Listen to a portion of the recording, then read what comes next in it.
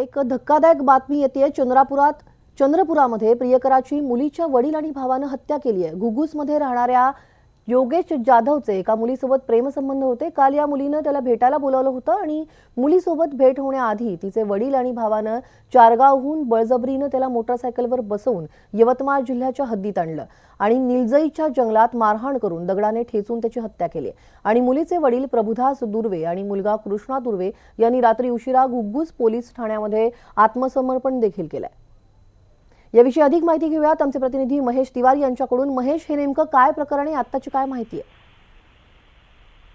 स्नेहल, मृतक योगेश जाधव हा घुगुसचा रहिवासी आहे आणि त्याच ठिकाणच्या एका मुलीसोबत त्याचे प्रेमसंबंध होते। काल या मुलीने त्याला भेटायला बोलवलं होतं आणि वणी लगतचा जो मार्ग आहे चारगाव चौकी, त्या ठिकाणी ही मुलगी तिथं उतरून त्याची वाट बघत असतानाच हा तिथं मोटरसायकलवर पोहोचला होता। मात्र त्या मुलीला भेटण्यापूर्वीच त्या मुलीच्या वडील आणि भावानी त्या योगेशला आपल्या मोटरसायकलवर बळजबरीने बसवलं आणि त्याला निलजईच्या जंगलात नेऊन बेदम मारहाण केली। त्यानंतर दगडाने ठेचून त्याची हत्या केली आणि तो मृतदेह तिथंच त्यांनी झोडपामध्ये टाकून दिला।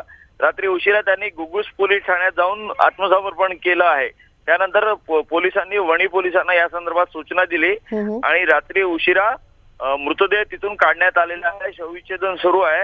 आता नेमकं याच्यामध्ये पुढे काय होतं हे आपल्याला दिवसभरात कळेल तपासामध्ये। धन्यवाद महेश, तुम्ही दिलेल्या या सविस्तर माहितीबद्दल।